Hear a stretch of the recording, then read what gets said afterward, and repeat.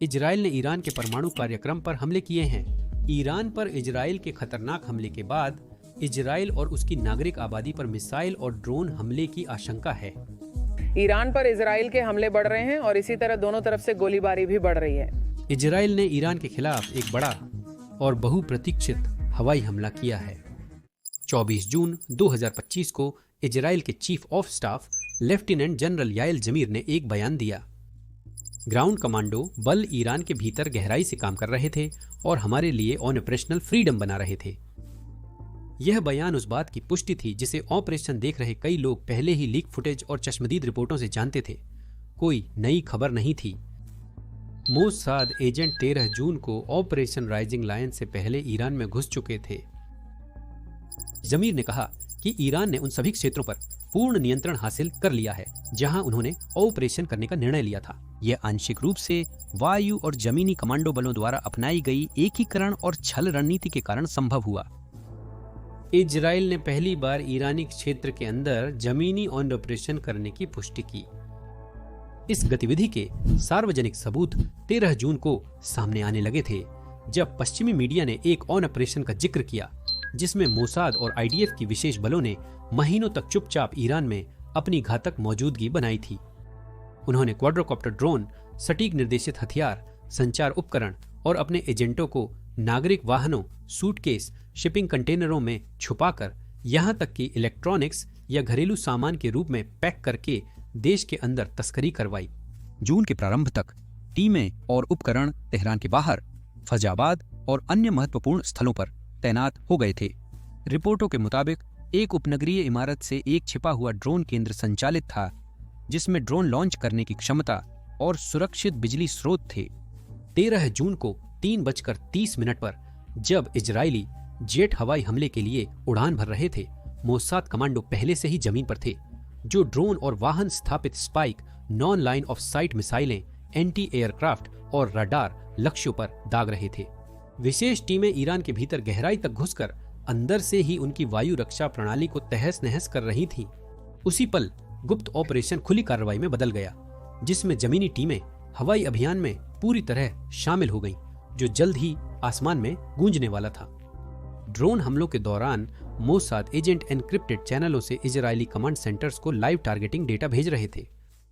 उन्होंने radar frequency जाम कर ईरानी बल के संचार लाइन काट दिए, जिससे वे अंधे और बहरे हो गए। एक खुफिया अधिकारी के मुताबिक मानवीय ऑपरेटिव्स और इंटेलिजेंस सिस्टम्स का यह एकीकरण एक संयुक्त खुफिया और विशेष मिशन था। इसी समय मनोवैज्ञानिक अभियान भी चल रहे थे।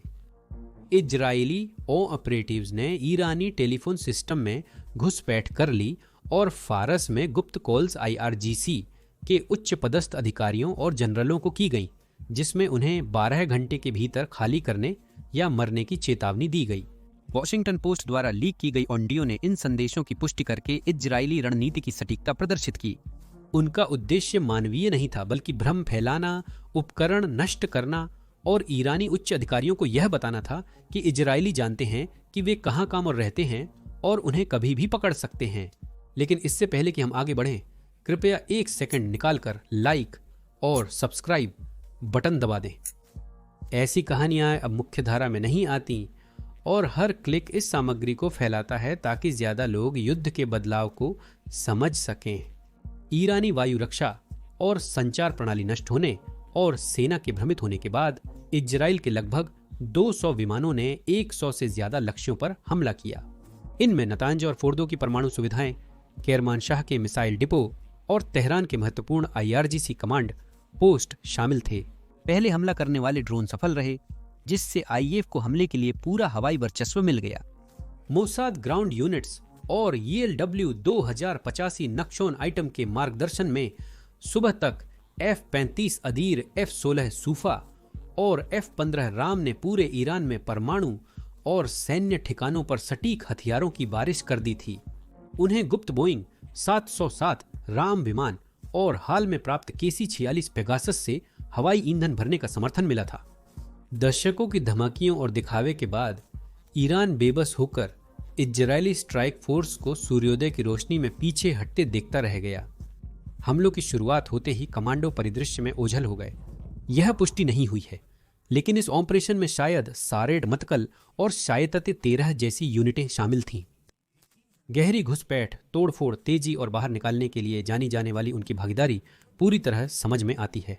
गुप्त ड्रोन बेस बंद कर दिया गया, उपकरण या तो छिपा दिए गए या नष्ट कर दिए गए, और वाहन अब सामान्य नागरिक यातायात का हिस्सा बन गए हैं। सूरज निकलने तक नतीजे चौंका देने वाले थे।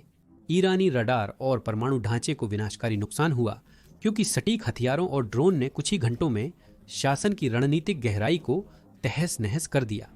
फोर्डो संवर्धन सुविधा, जिसे लंबे समय से अभेद्य माना जाता था, के सुरंग प्रवेश द्वारों पर निशाना साधा गया। सैटेलाइट चित्रों ने ढहे हुए प्रवेश द्वार और अंदर गहराई में द्वितीयक विस्फोटों के संकेत दिखाए। नतांज ईरान के प्रमुख यूरेनियम संवर्धन केंद्र में सेंट्रीफ्यूज हॉल्स में लगातार विफलताएं हुईं, जिससे सैकड़ों सेंट्रीफ्यूज इकाइयां नष्ट हो गईं और बाहरी पावर लाइनों और बैकअप जनरेटरों को निष्क्रिय कर दिया गया, जिससे इस स्थल की पुनर्प्राप्ति की क्षमता प्रभावित हुई। इस्फहान परिसर पर हमला हुआ, जिससे ईंधन उत्पादन और अनुसंधान अवसंरचना क्षतिग्रस्त हुई, इमारतें जल गईं और संधारण गुंबद टूट गए।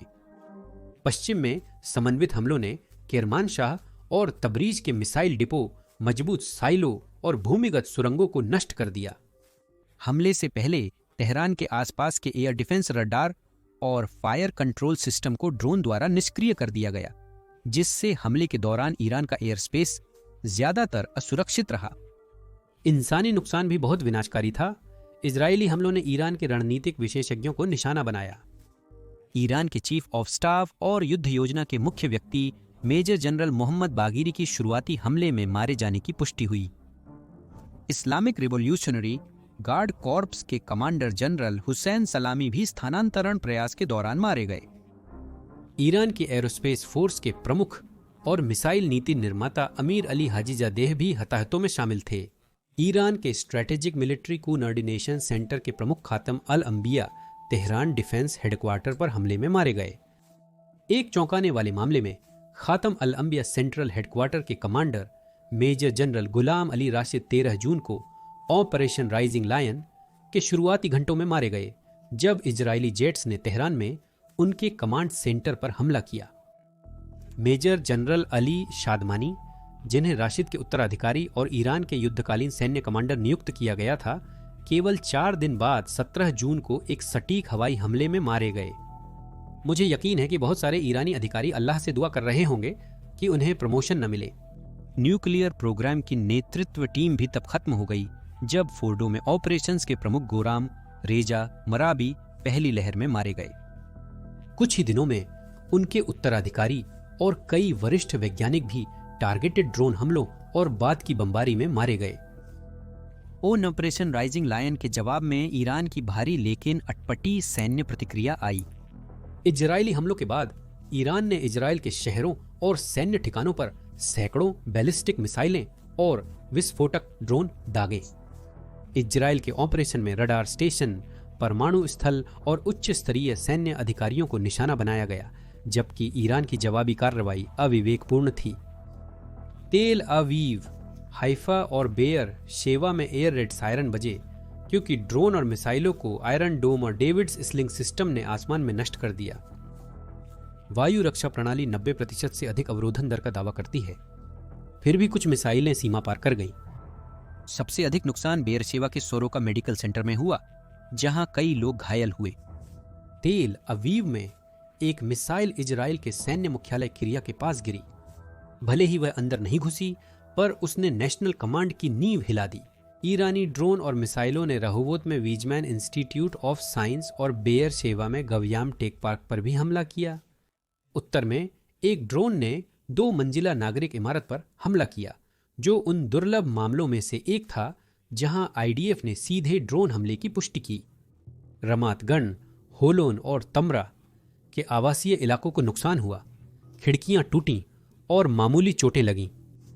हाइफा के पास चिंताजनक हमला हुआ, जहां बाजान, तेल रिफाइनरी और एक स्थानीय पावर स्टेशन क्षतिग्रस्त हो गए, जिससे आग लग गई और बिजली चली गई।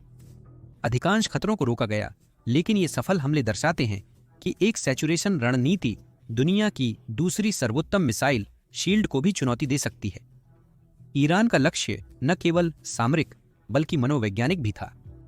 इजरायली हमलों के बाद ईरान ने देश के अंदर कड़ी कार्रवाई शुरू कर दी। इस ऑपरेशन ने न सिर्फ अपने विशाल पैमाने से बल्कि इस डरावने तथ्य से भी देश को हिला दिया कि विदेशी एजेंट कई महीनों तक ईरान में बिना पकड़े काम करते रहे। सुप्रीम लीडर और उनके करीबियों ने गुस्से में प्रतिक्रिया दी और ठान ली कि वे उन सभी को खोज निकालेंगे जिन्होंने जानबूझकर या अनजाने में इजरायली हमलावरों का सहयोग किया हो। इंटेलिजेंस मंत्रालय और आईआरजीसी के नेतृत्व में सुरक्षा सेवाओं ने देश भर में संदिग्धों को पकड़ना शुरू कर दिया। पहली छापेमारी में 700 से ज्यादा लोग गिरफ्तार हुए, जिनमें सीमा एजेंट, कस्टम अधिकारी, रक्षा मंत्रालय के तकनीशियन, ठेकेदार और निचले स्तर के रिवॉल्यूशनरी गार्ड के कर्मचारी शामिल थे। तेहरान और कगुम में विशेष रूप से भारी छापेमारी हुई, जहां अर्धसैनिक बलों ने सुबह कई लोगों को गिरफ्तार किया। राजधानी में अपार्टमेंट ब्लॉकों को पूछताछ हेतु सील किया गया। सरकार ने एक सप्ताह में जायोनिस्ट खुफिया एजेंसी के कई सहयोगियों का पता लगाने और गुप्त क्रांतिकारी अदालतों में उनके खिलाफ मुकदमे तेजी से शुरू करने की घोषणा की। 3 से अधिक फांसी की पुष्टि हुई। Islamic Republic of Iran broadcasting पर टेलीविजन पर कबूलनामे जाहिर तौर पर दबाव में प्रसारित किए गए। राज्य मीडिया ने चेतावनी दी कि युद्ध के समय गद्दारी की सजा मौत है। इस बीच शासन ने कई प्रमुख रक्षा और खुफिया अधिकारियों का तबादला किया। कई सैन्य अनुसंधान संस्थानों के प्रमुखों को चुपचाप सेवानिवृत्त या पुनर्नियुक्त किया गया और ईरान के पश्चिमी प्रांतों में आंतरिक सुरक्षा अभियान शुरू हुआ, जहां मोसाद का सबसे अधिक प्रभाव माना जाता था। ईरान की प्रतिक्रिया कठोर परंतु विचारपूर्ण थी। सफाई बदले से ज्यादा एक चेतावनी थी। संदेश साफ था, गद्दारी की सजा मौत होगी और सरकार सब देख रही थी। शासन के नियंत्रण से लोगों के विश्वास और भय पर पड़े प्रभाव का सवाल अभी भी अनुत्तरित है। ईरान इराक युद्ध के बाद संप्रभुता के सबसे विनाशकारी उल्लंघन के बाद तेहरान को दिखाना है कि वह अभी भी नियंत्रण में है। इजराइल की सेना के सिद्धांतों को भूगोल, आसन्न खतरों और क्षेत्र की शत्रुता के निरंतर दबाव ने प्रभावित किया है। पिछले कुछ दशकों में इजराइल के बल प्रयोग में आश्चर्यजनक बदलाव आया है। 1981 के ऑपरेशन ओपेरा से लेकर 2010 में स्टक्सनेट और 2025 के ऑपरेशन राइजिंग लायन तक इजराइल ने आधुनिक युद्ध के नियम बदल दिए हैं। यह बगदाद के ऊपर जेट विमानों के साथ शुरू हुआ था। 7 जून 1981 को इजरायली F-16 विमानों ने F-15S की सुरक्षा में इराक के ओसिराक परमाणु रिएक्टर को नष्ट कर दिया। यह एक पारंपरिक हमला था, तीव्र, अत्यधिक जोखिमपूर्ण और बिल्कुल भी सूक्ष्म नहीं। परंतु इससे स्पष्ट संदेश मिला कि इजराइल किसी भी क्षेत्रीय शत्रु को परमाणु हथियार रखने की अनुमति कभी नहीं देगा। अंतर्राष्ट्रीय समुदाय ने हमले की निंदा की, पर इतिहास ने इसे सही ठहराया। ओसिराक मिशन आरंभ होने से कुछ सप्ताह पहले इस साहसिक अभियान ने पारंपरिक शक्ति की सीमाएं उजागर कर दी। लंबी दूरी की बमबारी ने व्याख्या या इनकार की कोई गुंजाइश नहीं छोड़ी। वहीं स्टक्सनेट मूक था। न कोई धमाका, न विमान, न सैनिक, बस कोडिंग थी। स्टक्सनेट, जो अमेरिका के साथ मिलकर विकसित किया गया था, 2007 में तैनात किया गया और 2010 में खोजा गया। यह ईरानी कंप्यूटरों में चुपके से घुसा, USB मेमोरी स्टिक के द्वारा पहुंचाया गया और नतांज संवर्धन सुविधा के सीमेंस इंडस्ट्रियल कंट्रोलर्स को निशाना बनाया। सेंट्रीफ्यूज नियंत्रण से बाहर होकर घूमने लगे और बिना गोली चलाए अपने आप टूट गए। ईरान की परमाणु प्रगति वर्षों पीछे चली गई और अधिकांश लोगों को काफी देर बाद पता चला कि क्या हुआ था। ओपेरा एक हथौड़ा था और स्टक्सनेट एक सर्जिकल चाकू था। इस घटना ने डिजिटल युद्ध की शुरुआत का संकेत दिया और साबित कर दिया कि अब विध्वंस अदृश्य रूप से भी संभव है। राइजिंग लायन ने सीधी ताकत और डिजिटल तोड़फोड़ को एक साथ मिला दिया, जो पहले अलग अलग औजार थे। जून 2025 में इजराइल ने विश्व इतिहास का सबसे महत्वाकांक्षी सैन्य अभियान शुरू किया। एक समन्वित अभियान के साथ जिसमें जासूसी, साइबर ऑपरेशन, हवाई सटीकता, मनोवैज्ञानिक युद्ध और जमीन पर तैनात यूनिट्स शामिल थे, न कि सिर्फ सैनिकों या बमों या सिर्फ कोड से। यह सिर्फ हवाई हमला नहीं था, बल्कि विनाश की एक सिंफनी थी जिसकी सफलता समय, समन्वय और महीनों की तैयारी पर निर्भर थी। कमांडो ने ईरान में हफ्तों बिताकर ड्रोन हब स्थापित किए, नागरिक वाहनों में उपकरण लगाए और प्रमुख लक्ष्यों की पहचान की। इजरायली खुफिया एजेंसियों ने मोसाद के साथ संचार प्रणालियों को हैक करके गलत सूचनाएं फैलाकर और ईरानी अधिकारियों को भागने की चेतावनी देकर आधार तैयार किया। फिर आए ड्रोन सैकड़ों की संख्या में, जो देश के अंदर से लॉन्च किए गए रडार साइटों को चौंका दिया और फ्रीक्वेंसी को जाम कर दिया। जेट के पहुंचने तक वायु रक्षा प्रणाली इतनी भ्रमित हो गई थी कि वे प्रतिक्रिया नहीं दे सके।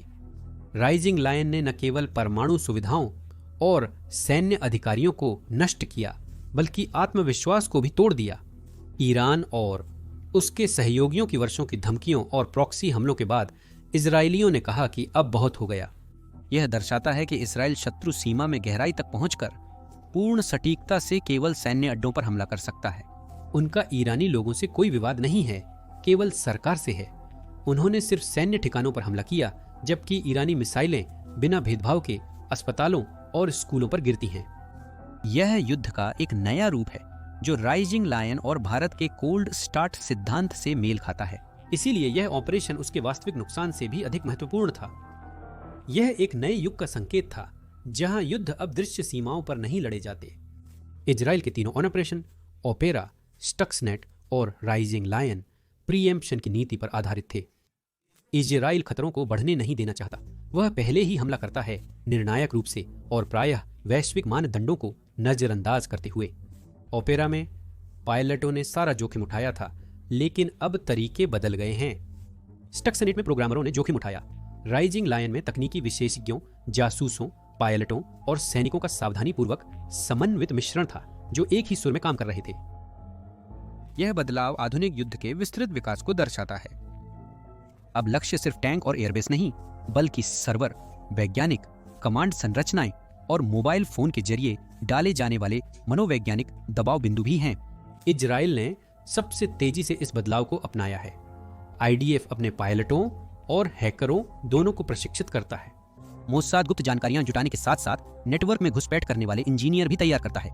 एलीट यूनिट्स सिर्फ ये लड़ाई नहीं करती, वे राज्य संचालन के स्तर पर रणनीतिक धोखे को भी संभव बनाती हैं। कुछ का मानना है कि इस मॉडल को दोहराना मुश्किल है, क्योंकि इजराइल के पास विशेष प्रेरणाएं, अद्वितीय संसाधन और खुफिया वर्चस्व की संस्कृति है। परंतु आता खाका जगह समोर आला आहे। भारत, दक्षिण कोरिया और अमेरिका इस घटना को ध्यान से देख रहे हैं। ईरान, रूस और चीन भी इस स्थिति पर करीबी नजर रखे हुए हैं। हर कोई यह सीख रहा है कि 21वीं सदी में युद्ध एक गतिशील बहुक्षेत्रीय मैदान है। राइजिंग लायन और यूक्रेन में स्पाइडर वेव अब तक का सबसे स्पष्ट केस स्टडी है। इस ऑपरेशन का हाइब्रिड स्वरूप, किराए के फ्लैट से ड्रोन छोड़ना, पुरानी गाड़ियों में मिसाइल छिपाना और जमीनी टीमों का भूत बनकर ओझल हो जाना, रूढ़िवादी प्रतिक्रियाओं को अप्रासंगिक बनाता है। जब आपका रडार पहले ही अंधा हो चुका हो तो टैंक किस काम का? जब एक जनरल को फोन पर धमकियां मिल रही हो तो वो किस काम का? उसका कमांड नेटवर्क हैक हो गया और सुरक्षित ठिकाना जल रहा है। अब यही दुनिया है। असमान युद्ध अब केवल विद्रोहियों के लिए नहीं है। लायन एक असमान युद्ध था जो एक राज्य द्वारा किया गया और सफल रहा। यह इतिहास का सर्वोत्तम समन्वित हमला था। इजराइल का सिद्धांत कुछ मायनों में पूरी तरह से चक्र पूरा कर चुका है। 1981 की जोखिम भरी बमबारी से 2025 की घोस्ट स्ट्राइक तक यह कभी सिर्फ आकार का मुद्दा नहीं रहा, यह हमेशा बढ़त हासिल करने का विषय रहा है। उन्होंने इसे कई बार साबित किया है। यह हास्यास्पद है। इजराइल एक ऐसा राष्ट्र है जो युद्ध के लिए बना है, और राइजिंग लायन के साथ उन्होंने यह पहले से भी बेहतर किया। यहां सबक सीधा है, लेकिन डरावना भी। अगर दुश्मन बिना पकड़े आपके शहरों में घुस सकते हैं तो उन्हें स्थायी सेना की जरूरत नहीं, बस इच्छा शक्ति, तकनीक और थोड़ा धैर्य चाहिए। अब विश्व को निर्णय लेना है कि कैसे प्रतिक्रिया देनी है। अगर कोई गैर सरकारी संगठन यूरोप या अमेरिका के अंदर कार्रवाई करने का फैसला करता है तो क्या होगा? मेरे विचार से सर्वाधिक मूल्यवान संपत्तियों को इस प्रकार वितरित करना चाहिए ताकि वे एक ही आक्रमण में लक्षित न हों। अगर हमें हर जगह मिसाइल शील्ड्स चाहिए तो हम यूरोप या अमेरिका जैसा जीवन कैसे जी पाएंगे? हमें पश्चिम पर हमलों को आतंकवाद मानना चाहिए और मूल्यवान संपत्तियों पर निशाना साधने से रोकना चाहिए। हम खुशकिस्मत हैं कि पश्चिम में रहते हैं, लेकिन अपनी संपत्तियों को फैलाकर रखना और स्पाइडर वेव या राइजिंग लायन जैसे बड़े हमलों का शिकार नहीं बनना चाहिए। यह तलवार हमारे पास है, पर जल्द ही दुश्मन इसे हमारे ही खिलाफ इस्तेमाल कर सकता है। वह ध्यान से देख रहा है